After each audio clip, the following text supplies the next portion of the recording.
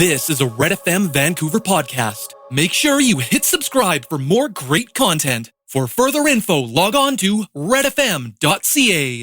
ਇਸ ਵੇਲੇ ਮੇਰੇ ਨਾਲ ਪੈਟੀ ਬੈਕਸ ਸ਼ਾਮਲ ਹੋ ਰਹੇ ਨੇ ਬੈਕ ਟੂ ਸਕੂਲ ਬਾਰੇ, ਜਿਹੜੇ ਕਿ ਫਾਰਮਰ ਵੈਨਕੂਵਰ ਸਕੂਲ ਬੋਰਡ ਦੇ ਚੇਅਰ ਹਨ। ਜਾਰਜੀਆ ਸਟੇਟਸ ਦੇ ਵਿੱਚ ਉਹ ਕਾਮਨਿਸਟ ਵੀ ਨੇ ਅਤੇ ਪਬਲਿਕ ਐਜੂਕੇਸ਼ਨ ਦੇ ਐਡਵੋਕੇਟ ਨੇ। ਵੈਨਕੂਵਰ ਸਕੂਲ ਬੋਰਡ ਦੇ ਵਿੱਚ ਬਹੁਤ ਲੰਬਾ ਸਮਾਂ ਉਹਨਾਂ ਨੇ ਸਰਵ ਕੀਤਾ। 2008 ਤੋਂ ਲੈ ਕੇ 2014 ਤੱਕ ਉਹਨਾਂ ਨੂੰ ਸਾਰੀਆਂ ਇਨਸ ਐਂਡ ਆਊਟਸ ਪਤਾ ਨੇ। ਹੁਣ ਜਿਹੜਾ ਇਹ ਫੈਸਲਾ ਲਿਆ ਗਿਆ ਹੈ ਕਿ ਸਕੂਲ ਖੋਲ੍ਹ ਦਿੱਤੇ ਜਾਣ, ਉਹ ਤਜਰਬਾ ਕਰਕੇ ਦੇਖੀਏ, ਜੂਨ ਦੇ ਵਿੱਚ ਸਕੂਲ ਖੋਲ੍ਹ ਦਿੱਤੇ ਜਾਣੇ ਨੇ ਤਾਂ ਕਿ ਸਤੰਬਰ ਦੇ ਵਿੱਚ ਕੋਈ ਦਿੱਕਤ ਪੇਸ਼ ਨਾ ਆਵੇ। ਰੀਅਲੀ ਇਹ ਜਿਹੜਾ ਐਕਸਪੈਰੀਮੈਂਟ ਹੈ ਇਹ ਠੀਕ ਹੈ। ਬਹੁਤ ਸਾਰੇ ਮਾਪੇ ਤਾਂ ਇਸ ਦੇ ਹੱਕ ਵਿੱਚ ਨਹੀਂ ਹਨ ਔਰ ਇੱਕ ਪਟੀਸ਼ਨ ਵੀ ਚੱਲ ਰਹੀ ਹੈ ਕਿ ਇਹ ਫੈਸਲਾ ਗਲਤ ਫੈਸਲਾ ਹੈ। ਹੈਲਥ ਡਿਪਾਰਟਮੈਂਟ ਦਾ ਵੀ ਅਤੇ ਸਰਕਾਰ ਦਾ ਵੀ, ਐਜੂਕੇਸ਼ਨ ਮਿਨਿਸਟਰ ਦਾ ਵੀ। ਇਹ ਖੁੱਲ੍ਹਣੇ ਨਹੀਂ ਚਾਹੀਦੇ। ਬਹੁਤ ਸਾਰੇ ਮਾਪਿਆਂ ਨੇ ਭੇਜਣੇ ਨਹੀਂ ਬੱਚੇ, ਲੇਕਿਨ ਇਹ ਖੁਦ ਖੋਲ੍ਹਣ ਦਾ ਉਹਨਾਂ ਦਾ ਦਰਅਸਲ ਮਕਸਦ ਇਹ ਸੀ ਕਿ ਅਸੀਂ ਉਹਨਾਂ ਪੇਰੈਂਟਸ ਨੂੰ ਖਾਲੀ ਕਰ ਦਿਆਂਗੇ, ਫ੍ਰੀ ਕਰ ਦਿਆਂਗੇ ਤਾਂ ਕਿ ਉਹ ਕੰਮਾਂ 'ਤੇ ਵਾਪਸ ਚਲੇ ਜਾਣ ਅਤੇ ਇਕੋਨਮੀ ਚੱਲਦੀ ਰਹੇ। ਪਰ ਬਹੁਤ ਸਾਰੇ ਮਾਪੇ ਕਹਿ ਰਹੇ ਨੇ ਕਿ ਅਸੀਂ ਖੋਲ੍ਹਣਾ ਨਹੀਂ ਚਾਹੁੰਦੇ। ਔਰ ਪੈਟੀ ਬੈਕਸ ਕਿਉਂਕਿ ਐਜੂਕੇਸ਼ਨ ਦੇ ਵਿੱਚ, ਸਕੂਲ ਦੇ ਵਿੱਚ ਉਹਨਾਂ ਦਾ ਬਹੁਤ ਲੰਬਾ ਤਜਰਬਾ ਹੈ, ਉਹ ਮੇਰੇ ਨਾਲ ਨੇ। Ms. Bacchus, good morning. Good morning. Thank you very much for joining us today. Oh, well, thanks for inviting me on your show. I'm happy to be here. So people are asking this question over and over again, why BC is opening schools so early? What is your take on it? Well, I think it's a decision that's really comes from our medical health officer, Dr. Bonnie Henry, who I think has done a remarkable job of leading the province from the medical perspective through this pandemic. We have very good numbers relative to other provinces and other countries. So it's a decision that has been made based on what the perception of the acceptable risks are. And my understanding is because of the relatively low effect that the coronavirus has on children. So it is a partial reopening that is planned for June 1st that is optional for families, whether they choose to send their children back to school or not. So my understanding is it's a bit of a trial run to see how schools can. Well, this trial run, some people are not digesting well. Is the government making these children guinea pigs for a few weeks to see how education might look like in September? Well, that seems to be a growing concern, and I wrote about it this week for the Georgia Straight. I've seen there's an online petition started by a parent asking government to keep schools closed until September, and that petition has over 22,600 signatures right now. So clearly there are many people who are concerned. I think at least for parents, they have a choice. Where I'm hearing a lot of concern is from teachers who are being directed to be back in school and are concerned about whether that's going to be safe.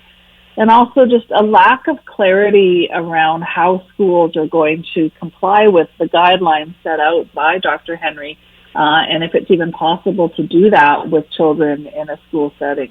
So there's a lot of concerns, and I certainly share a lot of those concerns. I think it seems like Education Minister, Mr. Fleming, appears to be agreeing with you that it's very difficult for teachers even, or the people who are looking after them, to keep them apart at 6 feet difference.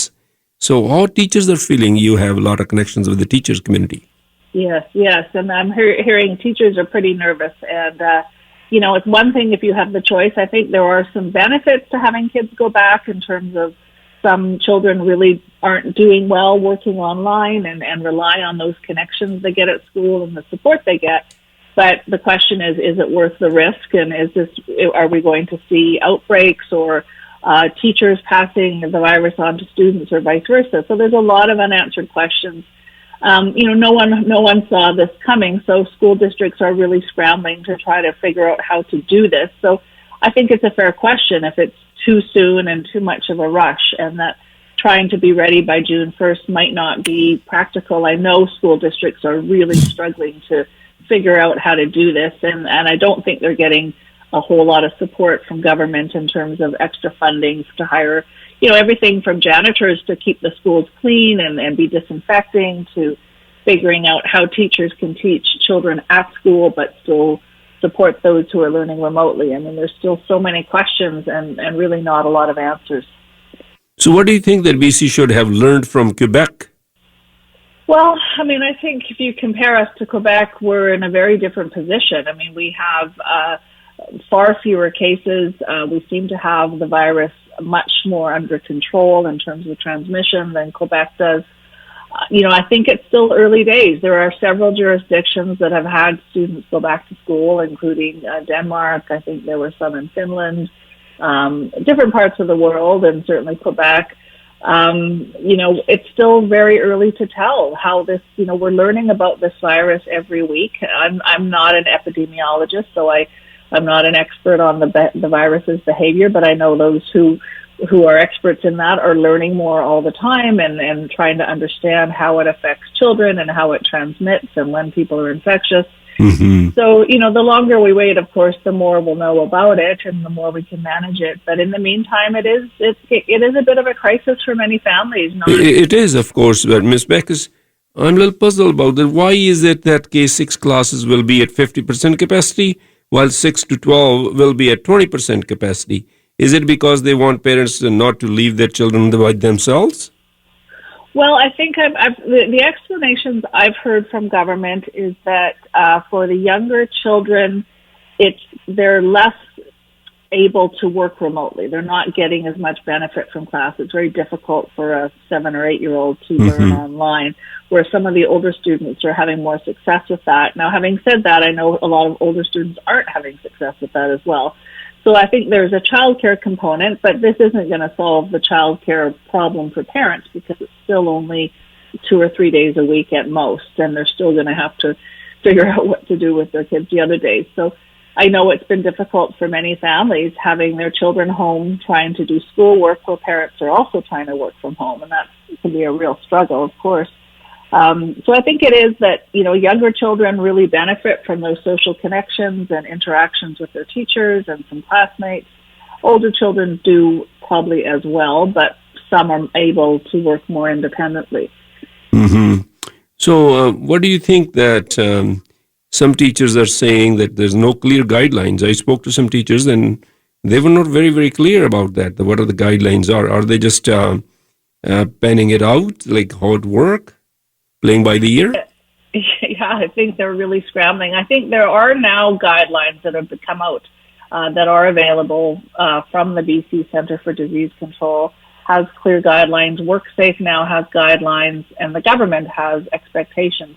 The challenge is that that's really up to the school boards and school districts and schools, whether they're public or private, to figure out how they're going to implement those in their schools. And every school is different. You have, for example, in Surrey, a lot of portable classrooms that don't even have running water. So how can you have hand washing every time students come and go from class if there's no running water? So then you have to get into things like hand sanitizer. How do you control the flow of students in hallways, and how are you going to manage arrivals and departures? And a lot of that is going to be site-specific, and each school is going to have a plan. So that's my concern, is that, the guidelines are there. Will they be implemented, and can they be implemented by June 1st and clearly communicated, which is a really key issue right now. People need to know what's happening. So what parents are telling me is their schools are now surveying them this week to ask, are you planning to send your children back, yes or no? And they're saying, I don't know, because I don't know how safe it's going to be. But the schools are saying, we can't plan until we know how many kids. So it's a really big problem, and I don't envy anyone trying to solve it right now. It's not a situation anyone wanted to be in with this pandemic. Mm-hmm. But in generally, like you've been an educator and you've been in education for a long period of time, what do you think that instead of doing this, should we putting our resources and energy into planning for September instead of sending kids to school now and doing these kind of surveys and Mickey Mousing around? Well, I think that's a fair question. I don't have the answer. I'm glad I don't have to make that decision. I'm really relieved to be commentating now and not decision making. No, but still people look forward towards you when they want to make their own decision. At least you should give some information, like what's your opinion? They should leave it alone till September, or they should open it? This experiment is worthwhile? If I was in charge, I would have continued providing the childcare they're doing right now for essential service workers. And I would have identified any students that I would ask teachers to say, tell me students who are not connecting online, who you think are falling behind. And those students, we will offer an opportunity for them to come back for some individualized support in school in person.